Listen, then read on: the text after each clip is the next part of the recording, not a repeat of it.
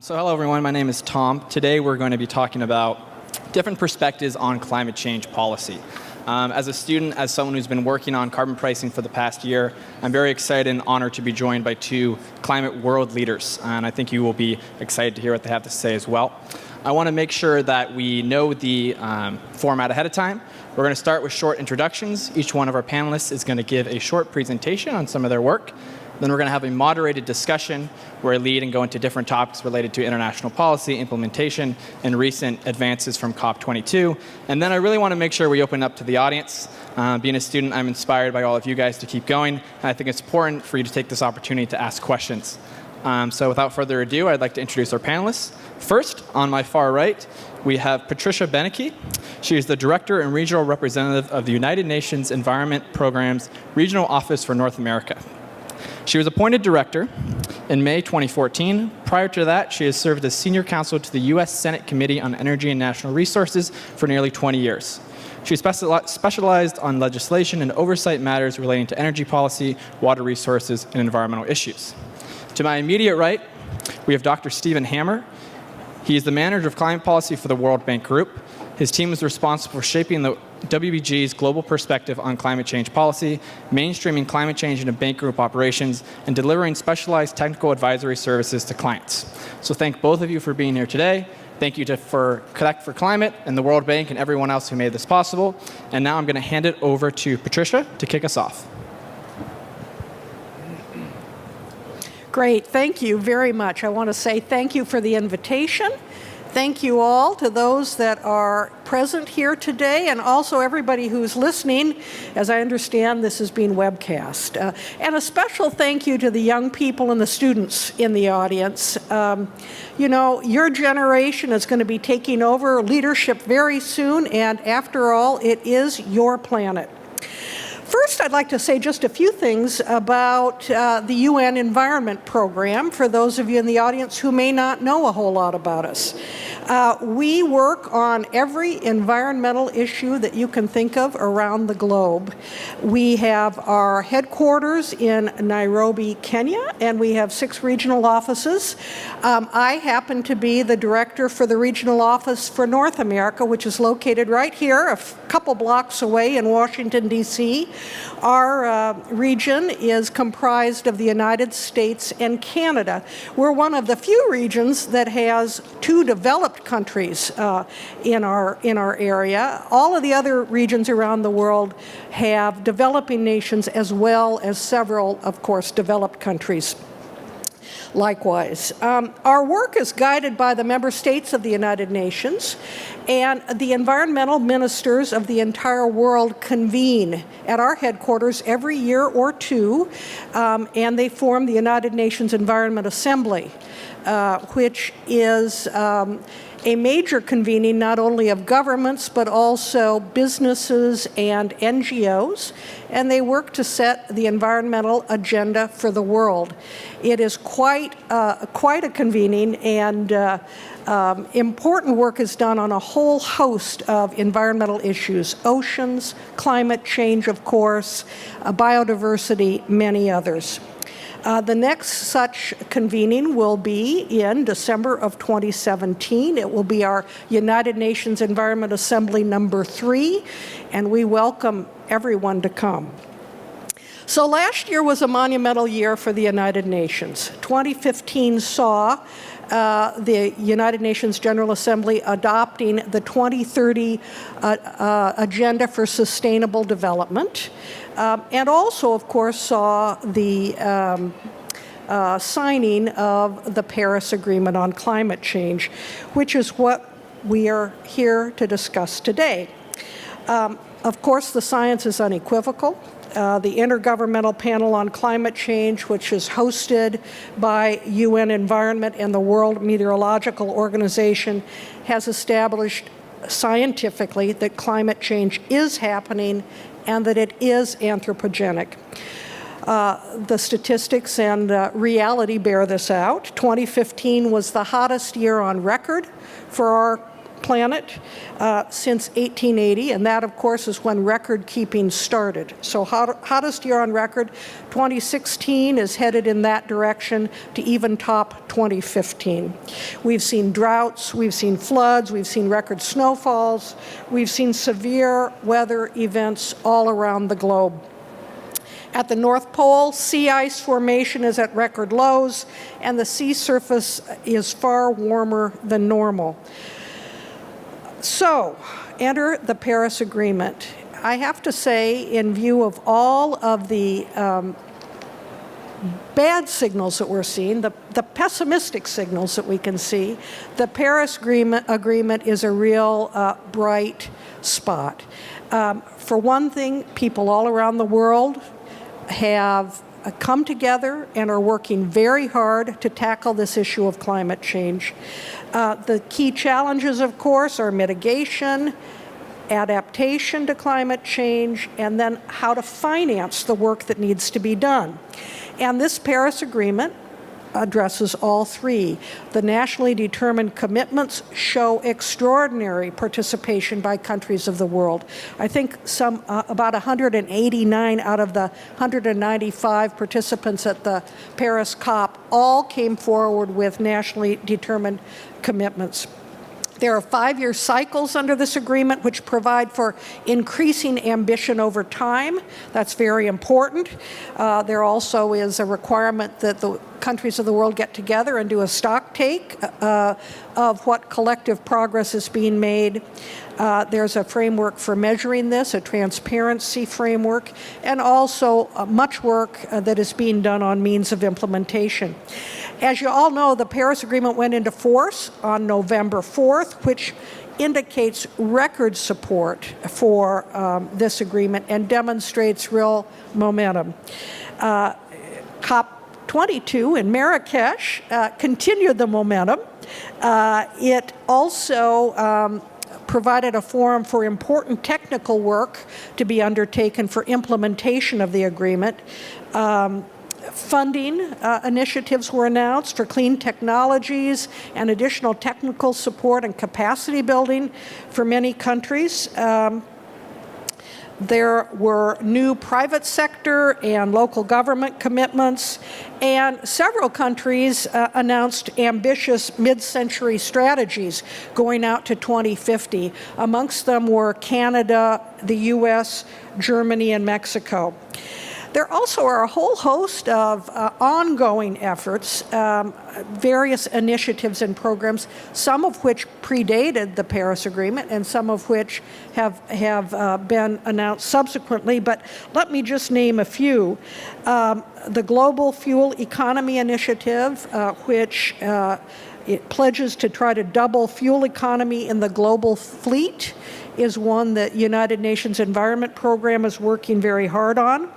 The Secretary General has his Sustainable Energy for All initiative, which provides for a goal of universal access to modern energy service all over the world, of course, and also for a doubling of the share of renewable energy in the global mix and to double the rate of improvement in energy efficiency. There are many other exciting things happening, many of them at the state, local, and provincial levels. And of course, citizen action plays a key role in all of this. And certainly citizen action by students and young people is essential. So there's a lot happening. There's a lot more that needs to be done. And I'm looking forward to a good discussion here. So thank you.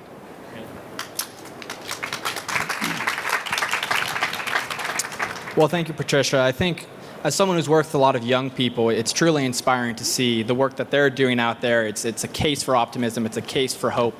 And I think your work, both on the local level, national level, and international level, is a big part of that. So thank you. Now I want to hand it over to Stephen. Well, thank you very much, and thank you for coming today, and to everybody online. I'm really pleased that you can join us. One of the really nice virtues of my job is that we get to partner with organizations around the world who are doing extraordinary work. And what you just heard is an example of an institution that is putting information on the table in a very accessible way. They are flagging issues that people need to know about. They are highlighting pathways forward, and they are very active in terms of collaborating with others, recognizing that all of us have limitations in terms of the resources, whether it's human resources or financial resources, that allow us to make progress. So I'm really pleased to be here on the podium with UNEP, because they've been an excellent partner of ours for so many years on this climate agenda. So I lead the climate policy team at the World Bank. For those of you who are less familiar with how we operate, we're sometimes a difficult organization to understand, complicated in terms of the types of support that we provide to people. It's both knowledge support, technical support. Some of the research that we undertake is designed to highlight issues as they pertain to the world's poorest people, and how things like climate can affect them disproportionately. The bulk of our work, we are a financial institution, a development aid institution, and we do lend money to countries to help them make the necessary changes, be it in infrastructure, be it in the development of social support systems, education systems, what have you, so that they can make the investments necessary to help their country grow and to help people move out of poverty. The technical assistance work that we're doing is increasingly important.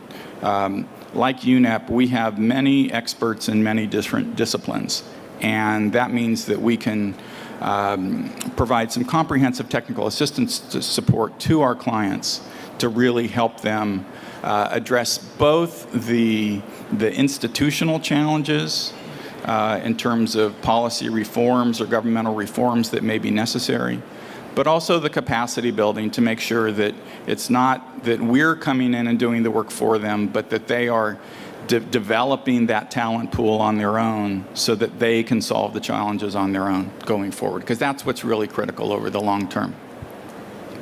There's a lot that I can talk about in terms of the work that we do on climate, but I think the most important thing to mention is that our work on climate is not the sole province of the climate team at the World Bank. We have experts in the energy sector, in the transport sector, in the water sector, and many other of what we characterize as global practices here at the bank, who are paying attention to these issues on a regular basis. At the Global Climate Team, what we're doing, we're a cross-cutting unit. We try and provide technical assistance, specialized technical assistance in many cases, to our colleagues, to our clients on the ground. But again, we're also trying to put some issues on the table to make sure that we're not forgetting about why we're doing this. And so it's the context of why climate change is relevant to people in different parts of the world. So that was some of the work that we did several years ago when we released our Turn Down the Heat series, which tried to contextualize climate science in terms of who's going to get affected most and why we needed to take these issues on. And that has really driven a lot of our work. And more recently, we've been looking at, last year we released a report looking at climate change and how it affects poverty, people moving in or out of poverty. This year we just released a report focusing on disasters with a similar poverty angle. So we're very focused on this question of poverty and how we move people out of poverty and how we promote shared prosperity. Now, I just had the good fortune to come back from two interesting events. Patricia laid out a lot of the important things that we've seen over the last year, and since Paris, it's basically been flat out for many of us, because it was, I think, rightfully characterized that Paris was not an end point in terms of a political negotiation or a political agreement, but the work actually started after that was done. And so we've been very focused this year on this idea of helping to implement the Paris Agreement and where we go from here. And that was very much the tenor of the conversation in Marrakesh. One of the things that I think is most noteworthy coming out of the COP in Marrakesh was the launch of something now known as the Ndc Partnership. the NDC, or what used to be known as INDCs. These are the commitments that countries made in the run-up to Paris about what we would do, how we would voluntarily work to commit to reduce emission levels, and then the structure of the Paris Agreement says that on a periodic basis every 5 years, we'll go back, we'll revisit those commitments, and we'll ramp them up in terms of ambition. So this NDC partnership is about helping countries deliver on those commitments. And we're going to be very actively involved in that partnership. We're taking very seriously the commitments that countries have made. Our clients are approaching us, asking us for assistance, and UNEP and other agencies, other technical assistance providers. How can we achieve these targets? How can we do it in a cost-effective way? What do we need to do to build that capacity? Which are the technology pathways that we may want to consider now versus waiting a few years? So we're undertaking work right now, and we will be in the future as well, to help them answer those questions. But the other important thing about this partnership is that it's an agreement between, you might characterize it as the coalition of the willing, countries who want help and technical assistance providers who are capable of providing that help. And we want to make sure that it's done efficiently. One of the challenges we have is that given the limited resources that we all have access to, is that we want to avoid the problem of wheel recreation, doing the same study twice in one country. So part of the goal of this new partnership is to make sure that work is properly sequenced, that we're aware of what each of us is doing, that we're communicating on a regular basis, and that we're collaborating so that each of our resources go that much further. And that's one thing. The other thing that I was in just late last week was the C40 Cities Summit in Mexico City. Now, the C40 is one of the larger networks of cities around the world, mega cities around the world, who are focused on addressing climate change, either contributing to mitigation strategies or learning how they can adapt. And again, the Mexico City conference was very, very solutions focused, trying to understand how cities can contribute to their national commitments that have been made, how they can work and learn from one another. There was, every year now for the last 4 years, they've been giving out awards to cities who have been doing, best in terms of 11 different categories of activity.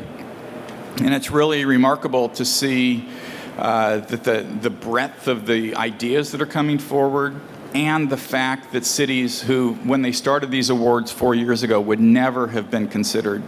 But now you're seeing cities like Addis Ababa in Ethiopia winning awards for new transport strategies. You're seeing cities who you often look to for leadership, Copenhagen, talking about some of the groundbreaking work they're doing in terms of designing parks so that they're very adaptable, so that if floods come or heavy rain events come, that you now have natural systems to address this massive amount of water that's hitting the city, rather than leading to widespread flooding. So cities are very open. Anne Hidalgo, the mayor of Paris, is the new chair, and she said in her closing remarks that I'm going to steal a lot of these ideas and go back to Paris and try and make changes here, just like a lot of cities were looking at all of the good things that she was doing, or that Paris has been doing for many years now. So it is this learning from one another. It is this collaboration that's really going to be critical going forward, to build on the political agreement from last year. Great. Well, thank you, Steve. And I think you touched on a number of points that we want to transition into the next part of our conversation, poverty. As we know, climate change is inherently discriminatory. And I think we're very privileged to have representatives from both the World Bank and UNEP here today. So my first question is, while advocating for policies that address climate change, how can you also make sure that those policies aren't discriminatory against vulnerable communities, vulnerable countries, and low-income communities? Please. Well, I think your question takes me directly to the Sustainable Development Agenda that was embraced last year by the General Assembly, and the explicit recognition on the part of the General Assembly that we need to make progress in economics, in the social arena, and also in the environmental arena. And you really can't have progress in one area without progress in all three. So, in addressing climate change, obviously that has positive impacts for poor people. And I think that it is really essential that as part and parcel of our work on the environment, we bear in mind impacts on particularly vulnerable communities, which oftentimes are those where the world's poorest live. So one of the things that we do, and many other development aid institutions like ours has been tracking for several years now, dating back to 2011, the amount of financing that we do that links back to climate issues in some meaningful way. And one of the things that we've been very careful when we're doing this is that we're talking about the normal, as you suggest in the SDGs, it's very important that we bring these in. That's the sustainable development. It's the fundamental development needs that countries have that are driving much of our engagement with them. We're not saying that climate is more important than some of the other agenda items that countries are trying to address on their own. But what we can do is we can find the nexus between the two. The strategies that as they're developing. So, for instance, when I was heading to the airport Friday afternoon, I learned all about Mexico City's traffic challenges. And they didn't come to the bank, or they don't talk to the bank and say, we need a low-carbon or a climate-friendly transit system. What they said is, we've got a traffic problem, and we need help. And that's the starting point for the conversation. Cities that have challenges in terms of water supply or water quality. You don't have to look beyond the front pages of the paper to see that the cities who are having clean air challenges, the air pollution challenges that are so prominent in many East Asian and South Asian cities right now. So those are the agenda items that typically bring us together. But it is trying to find the solution that we can say, this is a lower carbon strategy, this is a more climate resilient strategy that you want to pursue, or investment that you wish to pursue. So it is trying to find the things that'll do both of them at once.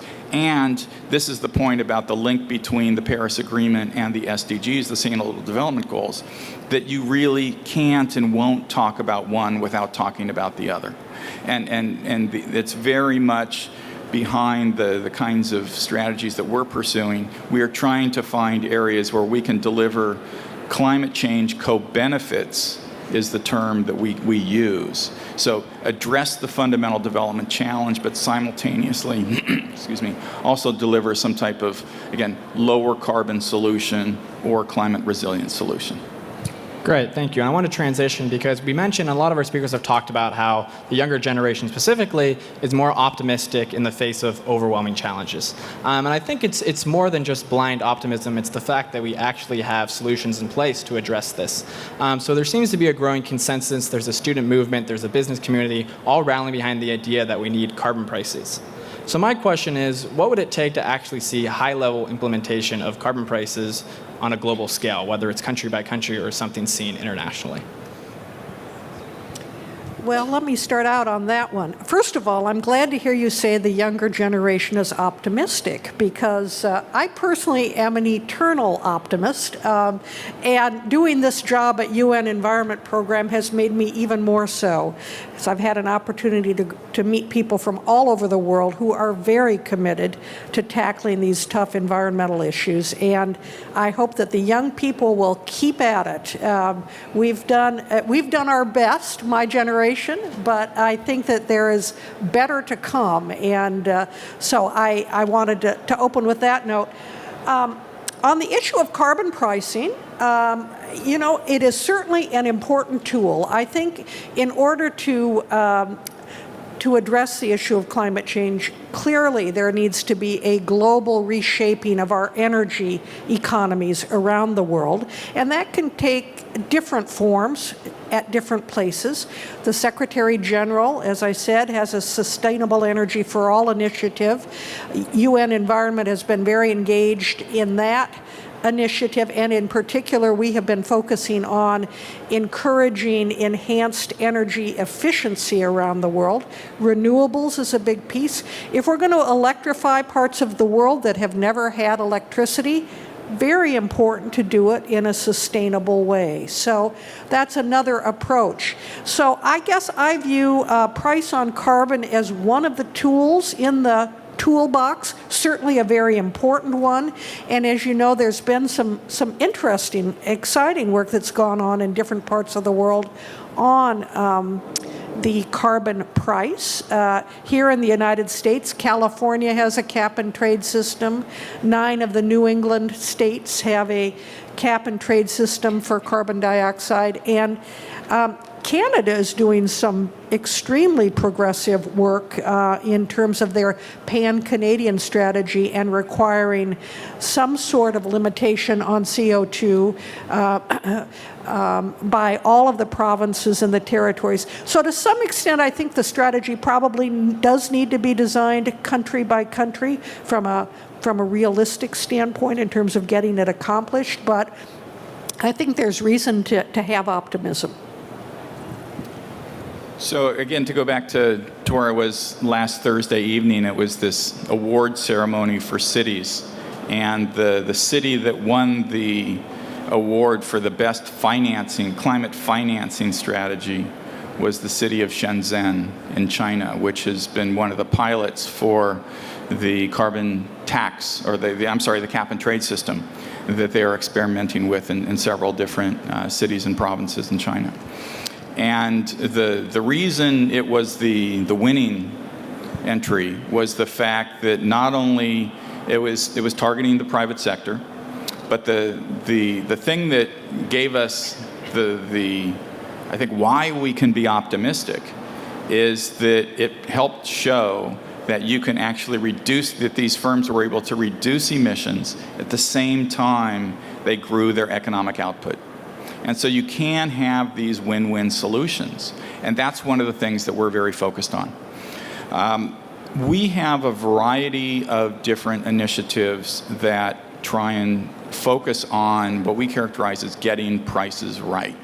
So in some cases, you're trying to address, if we want to get into fancy economic terms, we're addressing, externalities that are not fully priced by the market price. And that's what the emission trading is designed to address, or the carbon tax is designed to address. But the other side of that equation may be that prices may not be right because there may be fossil fuel subsidies. When do you want people to make voluntary decisions about this? Just by informing people, educating people about these facts, and hoping that they make better decisions to buy more efficient units? Or is it that you want to use the stick? Do you want the university to say, thou shalt no longer allow these in the rooms, and instead we'll have a central refrigerator down the hall that everybody has access to? So again, what we were trying to do in the classroom was model the bigger world and understand how these kinds of decisions are being made on a daily basis by companies, they're being made on a daily basis by local governments, and they're being made on a daily basis by national governments as well. And so a simple little idea has been a launch pad for people. Again, I'm very pleased to say that some of those people are now off doing really great things focused on the environment and climate. But it was partly that learning from that silly little dorm refrigerator that they were able to understand what that meant if you were to do this on a more global basis, looking at a much broader range of issues. Yep. Gosh, can I take that course? Sounds great. I think another way of saying the micro to the macro is sort of a little bit of an overused phrase, but it is think globally, act locally. And I do think, I've spent my career either working on national policy in the U.S. or international policy, and there are many days that I think, gosh, if I had just focused my energy and attention on my community or on my school or on my university, would I have had a bigger impact? So don't minimize what you can do through your own personal taking responsibility for how you are living your life and also those around you, and then also trying to influence your communities. I think that's really important too. But in addition, I think young people can educate themselves and think about careers, in this area. It's very important. Thank you so much for those answers and a fantastic question as well. I think we have time for one more question. So, my name is Pearl, and my interest in how we impact change, real change. And so to bring that full circle, applying what is personal and local, and you did bring up about the refrigerators, but we are also talking about policy. So I'll give you an example. All the mail and all the promotional material that comes into my mailbox that ends up in my home, that I have so much paper, and you, on a much broader scale, are trying to change policy. Can you highlight what has already been done or what is in the plans to be done as far as speed? Because we can talk about making change, but how quickly are we going to make change that's actually going to impact somebody on a local level, as myself in my own house?